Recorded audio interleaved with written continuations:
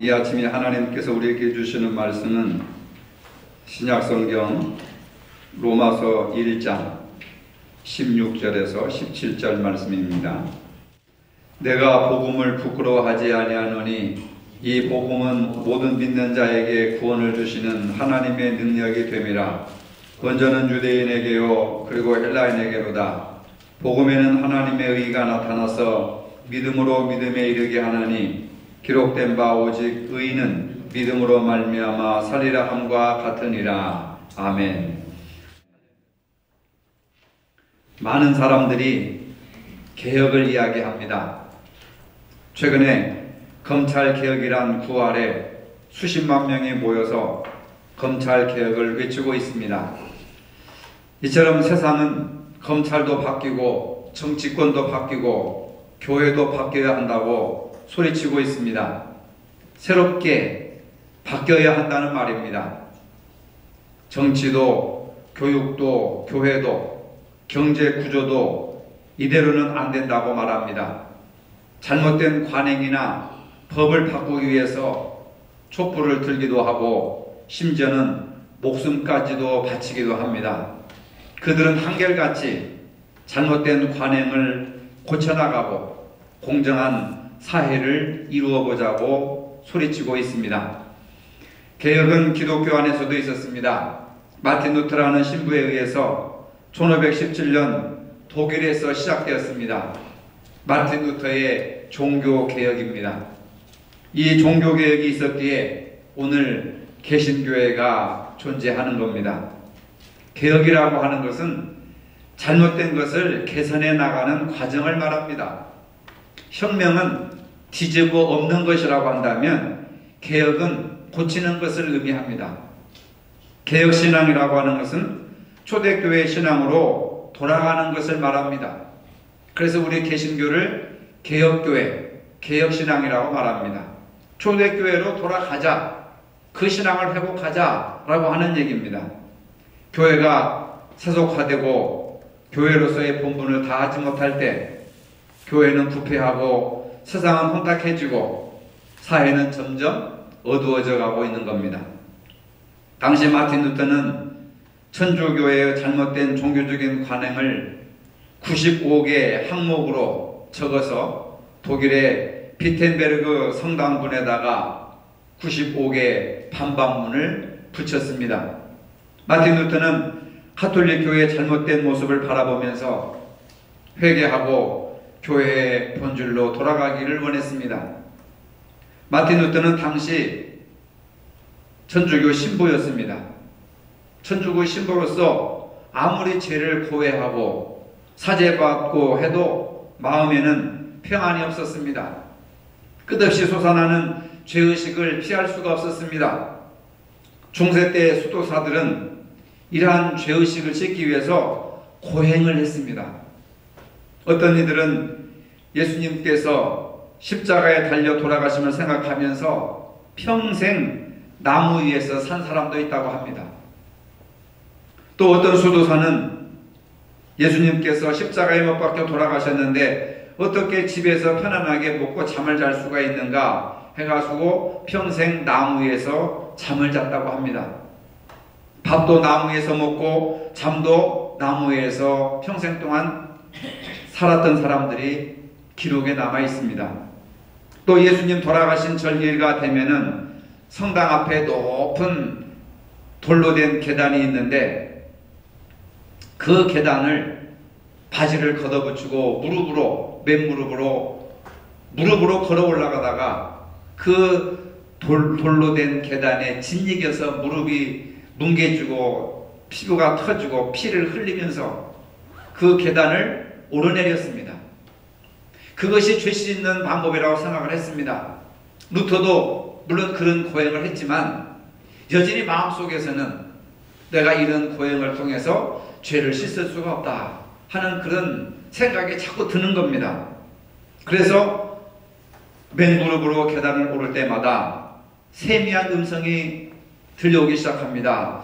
의인은 오직 믿음으로 말미암아 살리라 하는 하박국 선지자가 말씀하셨던 그 하박국의 내용이 루터의 마음속에 계속 들려오는 거예요. 고행을 해서 의로워지는 것이 아니라 복음을 믿음으로 의로워진다. 아무리 심한 고행을 한들 그것을 어떻게 구원에 이룰 수 있느냐 하는 그런 내면의 소리가 점점 크게 들리기 시작하는 겁니다. 예수 그리스도의 은총을 기다려라, 그를 의지하라 하는 말씀이 들려오기 시작합니다. 이 진리를 깨우친 마틴 루터는 갈라디아서와 로마서를 다시 읽기 시작하면서 구원이라고 하는 것, 신앙이라고 하는 것은 오직 믿음으로밖에 할 수가 없다. 그리고 오직 주님의 은혜다. 오직 성경으로 구원에 이르게 된다 하는 것을 깨닫게 되었습니다. 이러한 깨달음을 바탕으로 종교개혁의 구호를 세 가지로 정했습니다. 오직 성경으로, 솔라 스크립투라, 그 다음에 오직 은혜로, 솔라 그라티아, 그 다음에 오직 믿음으로, 솔라 피데. 이 세 가지를 기초로 해서 종교개혁의 깃발을 높이 세웠던 것입니다. 그러면 루터가 정한 오직 성경으로, 오직 은혜로, 오직 믿음으로, 이것이 무슨 뜻인지 말씀을 드리도록 하겠습니다. 오직 성경으로 라고 하는 말은 하나님의 말씀으로 돌아가자, 하나님의 말씀으로 돌아가야 산다 하는 그러한 루터의 신앙 고백입니다. 당시의 성경은 아무나 읽을 수가 없었습니다. 교황이 허락한 성직자들 외에는 성경을 읽을 수가 없었습니다. 일반 시민들은 성경을 가지고 있지도 않을 뿐만 아니라 성경은 라틴어로 기록되어 있기 때문에 읽을 수가 없었습니다. 오직 신부들이 읽고 전하는 것만 들었습니다. 성경을 해석할 권리는 교회에만 있고 최종적인 성경 해석 권한은 교황에게만 있었습니다. 그러니까 성도들은 뭘 읽었는지 뭘 말하는지를 못 알아듣는 거예요. 오직 성경의 해석권은 교황에게만 있었습니다. 중세시대 때 성경 말씀보다 더 우선시하는 것이 있었는데 바로 그것은 교황의 가르침이었습니다. 교황의 교시였습니다. 교황이 한 말씀은 하나님의 말씀 성경보다 더 우선시 여겼다 그 말입니다. 교황은 사도 베드로의 뒤를 잇는 영적인 후계자였고 교회의 최고의 권위자였습니다. 교회의 실질적인 힘을 가진 세력가가 교황이었습니다. 교황의 말이 교회의 법이 되었습니다. 교황의 권위가 절대적이고 보니 교황은 무슨 짓을 해도 실수가 없는 완벽한 존재, 교황 무흠설이라고 하는 것을 주장하게 되었습니다. 사람의 말이 하나님의 말씀보다 더 위에 놓이게 되었습니다. 지금도 수십억의 천주교인들은 교황의 말을 하나님의 말씀으로 받아들입니다. 성경의 말씀은 교황의 말보다 그 밑에 두는 거예요. 교회의 권위를 성경보다 더 위에 두고 있습니다. 하지만 이런 잘못된 관행으로 인해서 마틴 루터는 신부이기 때문에 성경을 읽고 해석할 수 있는 능력이 있었습니다. 뿐만 아니라 성경을 가르치는 대학 교수였기 때문에 성경의 깊은 뜻을 알고 있었습니다. 그러한 마틴 루터가 당시의 교회의 모습을 보았을 때 이것은 정말로 하나님의 말씀에 어긋나는 것이다. 거짓된 일들이 교회에 지금 진리처럼 벌어지고 있다 하는 것을 깨닫게 되었습니다. 마틴 루터는 교회가 하나님의 말씀으로 다시 돌아가야 한다고 주장했습니다. 오직 성경으로 돌아가야 된다. 초대교회 신앙으로 돌아가야 된다. 그렇게 주장을 해서 우리 개신교는 예식보다 말씀을 중시하는 말씀 종교라고 하는 겁니다. 천주교는 말씀보다 예식이 더 많습니다.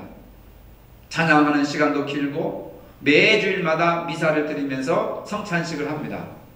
예식을 중요시 여기는 거죠.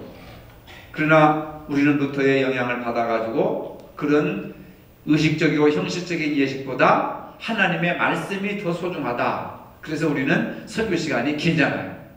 설교가 예배의 중심을 이루지 않습니까? 성경 말씀은 생명에 관한 말씀입니다. 하나님의 말씀입니다. 하나님께서 성경을 통해서 인류를 구원하시겠다고 약속해 주셨습니다. 그 구원의 역사는 예수 그리스도를 통해서 이루어지십니다.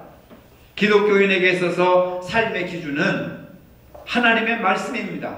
역사도 아니고 전통도 아니고 예식도 아니고 우리의 신앙의 기준은 하나님의 말씀이심을 믿으시기를 바랍니다. 하나님의 말씀대로 살아가는 것이 기독교인입니다. 하나님의 말씀을 대변하는 것이 성경입니다. 하나님께서는 선지자나 제자들에게 영감을 주셔서 하나님의 말씀을 기록하도록 하셨습니다. 우리 모두 그 말씀대로 살아가시기를 원하셨습니다. 그 다음에 두 번째로 오직 은혜라고 하는 겁니다. 교회는 오직 하나님의 은혜만 드러나야 합니다. 마틴 루터는 당시 교회의 교훈대로 아무리 고행에 힘써 보았으나 마음속 깊은 곳에 참 평안을 얻을 수가 없었습니다. 그 성경을 강행하게 되면서 로마서를 깊이 연구하던 중에 오늘 우리가 함께 읽은 본문 로마서 1장 17절 의인은 믿음으로 살리라, 이 말씀을 통하여서 구원의 진리를 깨닫고 비로소 확신과 마음의 평안과 기쁨을 얻게 되었습니다. 하나님께서는 우리의 노력과 공로를 요구하시는 것이 아닙니다. 다만 우리를 대신해서 십자가에 죽으신 예수 그리스도를 믿으라고 하는 겁니다. 하나님께서 죄 없는 자기 아들 예수 그리스도를 세상에 보내주셔서 십자가에 죽게 하심으로 인류의 죄를 대신 짊어지게 하셨습니다.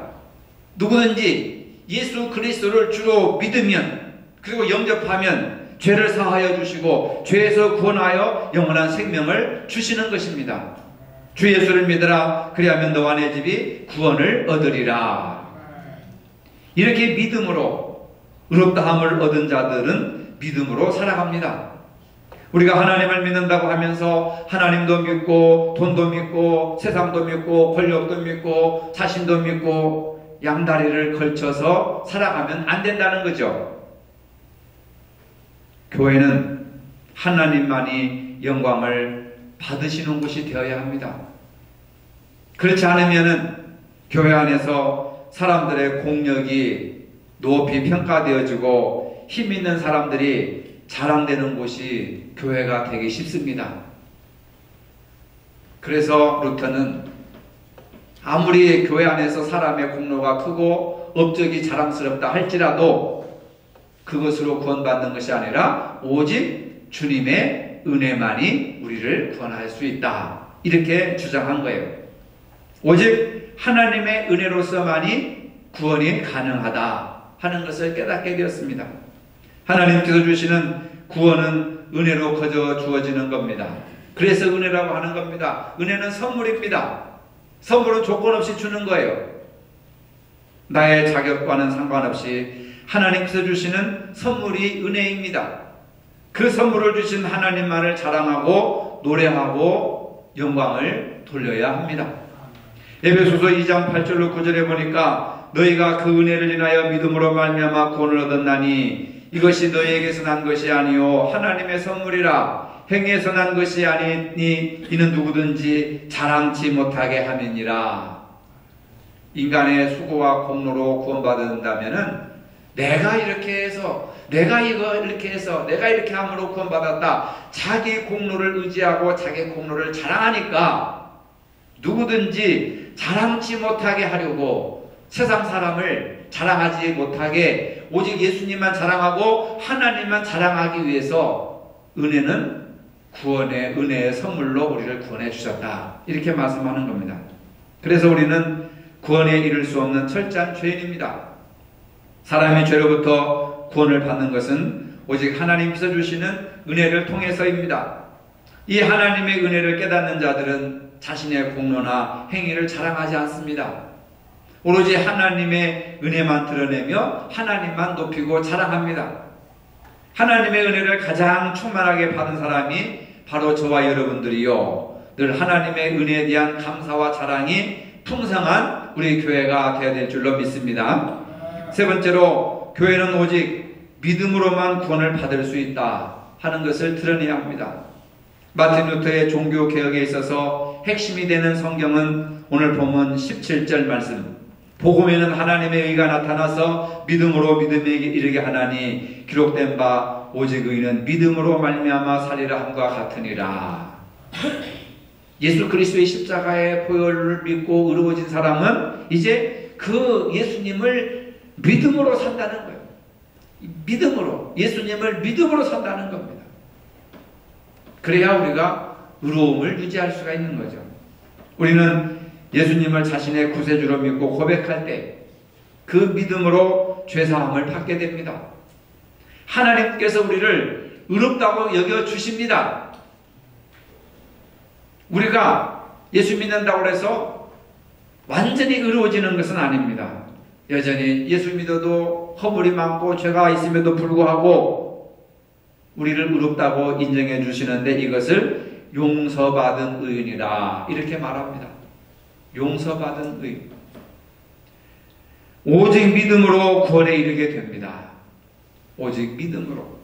그래서 죄인이 용서받음으로 의인이 되었다. 그것은 주님의 은혜라. 예수 그리스도의 이름 외에는 구원에 이를 수 있는 다른 이름을 주시지 않으셨습니다. 구원이라고 하는 것은 완전하게 된다라고 하는 뜻입니다. 하나님이 우리를 하나님의 형상으로 만드셨다면 구원이라고 하는 것은 그 하나님의 형상으로 완전히 회복되는 상태를 구원이라 그렇게 얘기합니다. 그래서 창세기 1장의 내용이 그래서 중요한 겁니다. 근데 마틴 루터 당시에 이러한 구원과는 전혀 상관없는 일들이 교회 안에서 벌어지고 있었습니다. 독일에서 면죄부라고 하는 것을 판매했습니다. 면죄부는 로마의 베드로 성당을 건설할 때 막대한 자금이 들어가니까 돈이 없어요. 베드로 성당을 짓는데 건축 헌금을 어떻게 하면 많이 모을 수 있을까 해가지고 면죄부라고 하는 것을 팔았습니다. 면죄부라고 하는 것은 바로 면죄부를 사기 위해서 교회 앞에 큰 헌금 상자가 있는데 거기에다가 면죄부를 사기 위해서는 돈을 줘야 되는데 돈을 그 상자 안에 동전을 집어넣으면 땡그랑 하고 동전 소리가 들리는 그 순간 나의 부모, 나의 할아버지, 나의 조상들이 지옥에 간 그 영혼들이 순식간에 천국으로 순간 이동을 한다. 그렇게 가르친 거예요. 그래서 많은 사람들이 부모님, 조상들이 구원받지 못하고 지옥이나 연옥에서 고통당하는 그 영혼들을 구원하기 위해서 집을 팔고 땅을 팔고 빚을 얻어가지고 면죄부를 사기 위해서 헌금을 한 거예요. 그 순수한 마음을 교회 지도자들이 악용을 해가지고 건축헌금을 마련해서 베드로 성당을 지었습니다. 지금도 여러분들이 이때에 가면 베드로 성당이 어마어마한 웅장한 성당이 있는데 바로 그때 지은 거예요. 베드로 광장도 어마어마하고 베드로 성당도 어마어마하고 그 베드로 성당 밑에 베드로의 그 유골이 지금도 묻혀 있습니다. 한번 유럽 여행하실 때 여러분 베드로 성당을 한번 가보세요. 얼마나 위대하게 지었나. 바로 그래서 베드로 성당을 짓기 위해서 면죄부를 팔고 면죄부를 사기 위해서 돈을 상자에 집어넣으면 그 돈소리가 딸랑하고 울리는 그 순간에 구원 받는다. 지금 같으면 코미디 같은 이야기지만 500년 전에는 그것을 믿음으로 받아들였다는 거예요. 그러니까 예수님의 십자가의 공로는 아무것도 없어요. 예수님의 십자가의 죽으심은 아무 의미가 없습니다. 그냥 면죄부만 사면 구원 받는 거예요. 그를 루터가 생각할 때 얼마나 기가 막힌 이 거짓말이냐 그 말이에요. 얼마나 기가 막힌 일이냐 그 말입니다. 천주교가 그렇게 부패한 거예요. 여러분 그것을 믿습니까? 이러한 잘못된 구원과는 성경 어디에도 나와 있지 않고 실제 구원에 이를 수 없는 거짓된 방법이었습니다. 그런데 많은 사람들이 유럽의 수십억의 사람들이 그걸 받아들이고 믿었다는 거예요. 웃기죠?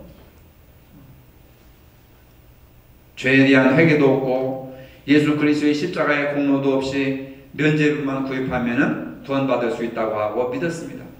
그리고 이것뿐만 아니라 십자군 전쟁에 가서 당신들이 죽으면은 당신들도 구원받고 가족들도 구원받는다. 그래가지고 십자군 전쟁에 나가서 전쟁을 했잖아요. 수백만 명이 죽었지만은 얼마나 안타까운 일인지 모릅니다. 말도 안 되지만은 이러한 일이 실제로 일어났고, 루터는 면죄부가 아니라 오직 믿음으로 구원받는다고 하는 그 사실을 강력하게 전하게 되었습니다. 오직 믿음이라고 하는 것은 오로지 예수 그리스도를 구세주로 믿는 그 믿음만이 유일한 구원의 방법입니다. 구원받은 사람이 감사해서 건축헌금도 하고 11조도 하고 그건 상관없어요. 그러나 건축헌금이 11조가 감사헌금이 구원받는 조건이다 하면 잘못된 거죠. 구원은 누구를 통해서? 오직 예수 그리스도의 십자가의 죽으심을 믿는 믿음을 통해서 이루어진다는 것을 믿으시기를 바랍니다. 오늘 마틴 루터가 주장하는 오직 성경, 오직 은혜, 오직 믿음이라고 하는 표현은 너무나도 당연하고 일반적인 사항입니다. 그 당시만 하더라도 그렇게 말하는 것은 바로 기존의 교회의 권위와 특별히 교황의 권위에 대해서 도전하는 불경스럽고 이단적인 행위였습니다. 그래서 천주교에서는 개신교들 이단이라고 하고 그 다음에 루터나 깔뱅을 이단으로 취급해서 죽이려고 했습니다. 천주교에서 파문을 당하고 죽음의 위협도 많이 당했습니다. 너무 힘들고 고통스럽고 반대 세력이 심하니까 하루는 루터가 몹시 우울해하고 있었습니다. 근데 아내가 검정색 상복을 입고 루터 앞에 나타났습니다. 아니 누가 죽었어? 친척 중에 누가 죽었어? 그러니까 루터 부인이 하는 말이, 당신이 그렇게 상심한 모습을 보니 당신이 믿는 하나님께서 돌아가신 것 같습니다. 이 아내의 말을 듣고 용기를 내서 힘을 내서 하나님의 함께 하심을 믿고 종교개혁을 완성시킬 수 있었다고 하는 기록이 있습니다. 루터가 종교개혁을 일으킬 때 천주교뿐만 아니라 유럽 사회 전체가 타락했습니다. 얼마나 500년 전에 유럽 사회, 기독교 사회, 천주교 사회가 타락했는가 하면은 프랑스 작가 스탕달이 지은 적과 흑이라고 하는 책이 있습니다. 저도 믿음사에서 나온 1권, 2권 두꺼운 책이 있는데 지금도 제가 지금 보고 있는 책 중에 하나인데 그 내용을 보면요 재밌습니다. 당시 유럽의 청년들이 적이냐 흑이냐 놓고 고민을 했습니다. 책 제목이 적과 흑이에요. 적은 붉은색을 말합니다. 공산주의를 생각하는데 절대로 아닙니다. 바로 붉은색이라고 하는 것은 천주교 추기경의 제복, 예복이 붉은색입니다. 그래서 적은 천주교 추기경 지도자 붉은색을 얘기하는 것이고, 흑은 판사들, 법관들이 검정 법복을 입는 것을 극적이라고 합니다. 그러니까 적은 추기경을 나타내고 흑은 판사를 나타내는 겁니다. 중세 청년들이 고민을 합니다. 엘리트 청년들이 고민을 해요. 추기경이 될 것이냐 판사가 될 것이냐 어떤 것이 더 좋으냐 고민을 했습니다. 그래서 스탕달이라고 하는 사람이 그 당시 상황을 짚어서 적과 흑이라고 하는 제목으로 소설을 썼습니다. 왜 당시 중세 젊은 엘리트들이 적이냐 흑이냐를 놓고 고민을 했느냐 하면, 추기경이 되어도 부정축제를 해서 돈을 어마어마하게 벌어들일 수도 있고, 또 법관이 되어서 권력을 휘두르면서 얼마든지 돈을 많이 벌어들여서 잘 살 수 있기 때문에 추기경이 되느냐 법관이 되느냐 이걸 고민했다고 하는 거예요. 그러니까 법도 타락하고 종교도 타락하고,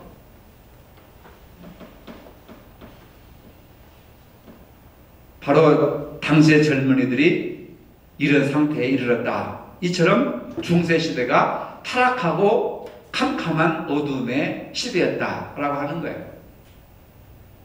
루터가 종교개혁을 일으킨 지 금년에 502년이 됩니다. 오늘의 교회는 어찌 보면 당시 루터 시대보다 더 세속화되었는지도 모릅니다.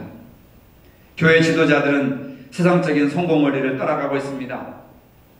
성도들은 성경을 자유롭게 읽을 수 있고 말씀의 홍수 속에 살면서도 영적인 어둠과 죄 가운데 살아가고 있습니다. 대형 교회 세습 문제, 성장주의 신앙, 개인주의 신앙, 교권주의, 개교회주의, 잘못된 복음 이해, 이기적인 신앙 등 중세시대에 타락했던 교회 모습을, 그것이 싫어서 종교개혁을 일으켜서 새로운 교회 모습을 세운 오늘 우리들의 모습 속에 바로 천주교회의 그 타락한 모습이 나타나고 있다는 겁니다. 이러한 모든 것들은 극복해야 될 과거의 폐단입니다.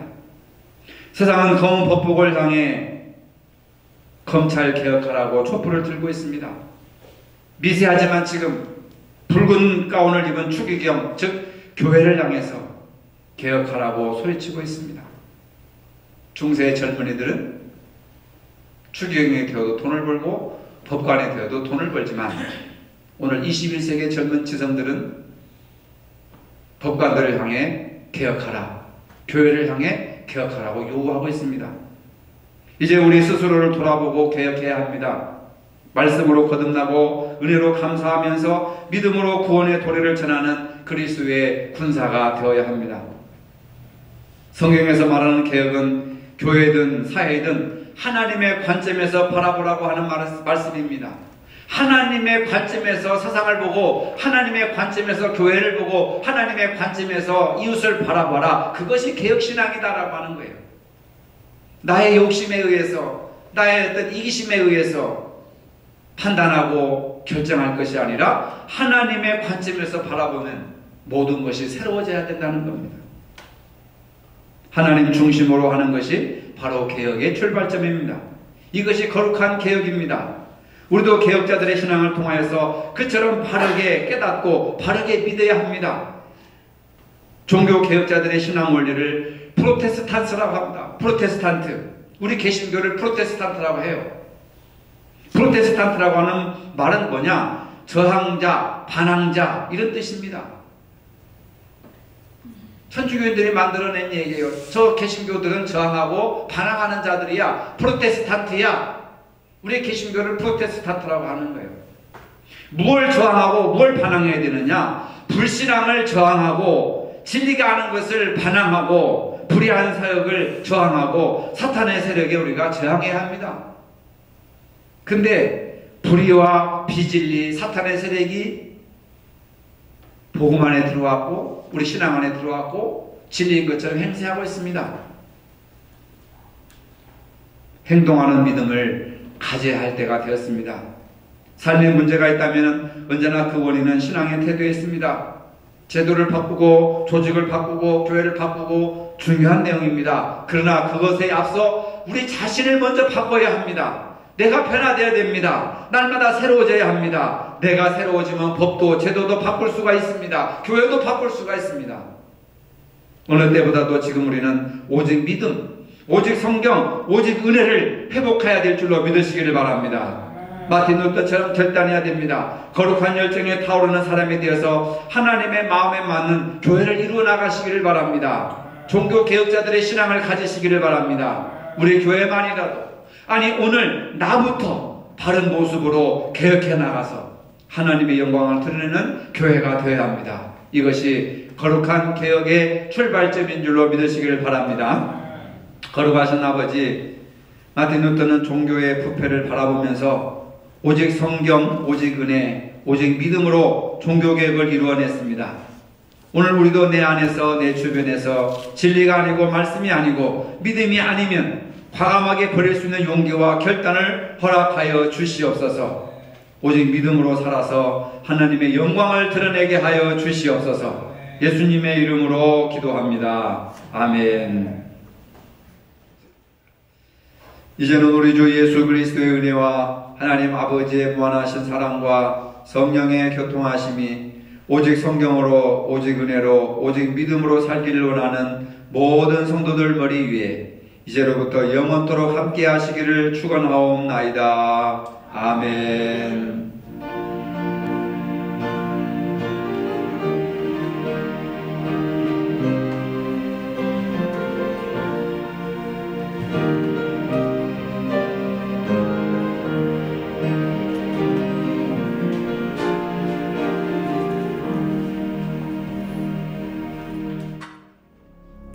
주여, 주의 일을 이 수년 내에 부응케 하시옵소서. 이 수년 내에 나타내시옵소서. 진노 중에라도 긍휼을 잊지 마시옵소서.